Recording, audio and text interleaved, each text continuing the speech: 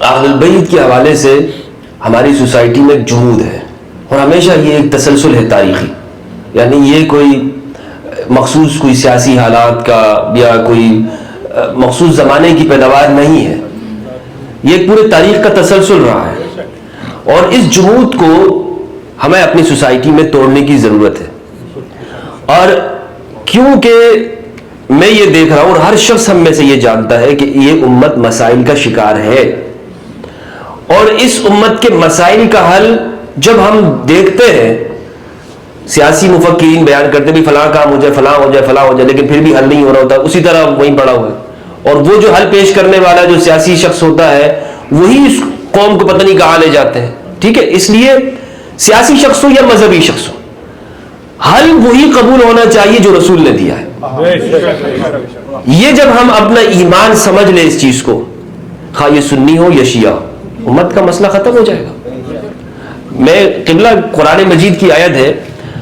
کئی احباب سے پوچھ چکا ہوں کہ بتائیں کہ آپ کے آج کے زمانے کا امام کون ہے،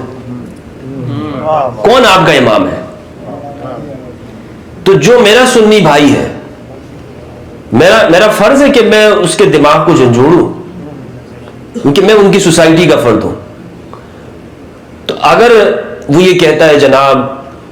امام فلاں ہے، ابو حنیفہ رحم اللہ ہے، یا فلاں ہے، امام شافعی ہے، احمد بن حنبل ہے، یا مسجد کے امام صاحب ہے، ٹھیک ہے، قاری صاحب ہے، کوئی امام صاحب ہے، تو ایک تو جواب یہ ہے،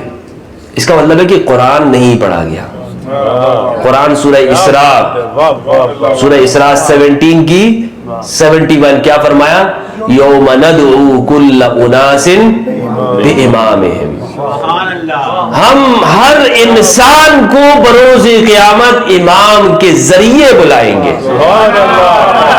بامامہم، بی ساتھ اس کے امام کے، با کا معنی ہوتا ہے ساتھ، بسم اللہ، اللہ کے نام کے ساتھ، بھی امامہم، اس لیے اب جو جس امام کے ساتھ ہے وہ ہر بندے کو پتہ ہے کہ کس کے ساتھ ہے، تو بروز قیامت ان کے ساتھ ہوگا۔ لیکن قرآن کی یہ آیت ہے قبلہ، اور قرآن کی اس آیت کو بتایا ہی نہیں گیا کہ بھئی قرآن میں یہ آیت موجود ہے امام کے بارے میں، تو یہ امام کون ہے، کس کو بنانا ہے؟ بنانا نہیں ہے، بنانے تو ہم نے بہت کچھ بنایا ہے۔ امام جب قرآن کہہ رہا ہے کہ امام ہے تو اس امام کی معرفت حاصل کرنی ہے، ان امام کے ساتھ جڑنا ہے۔ اور میں ہمیشہ کہتا ہوں اپنے دوست احباب سے کہ آپ جناب 12ویں کی بات کرتے ہیں، یہ امت کیا پہلے پہ متفق ہوئی ہے؟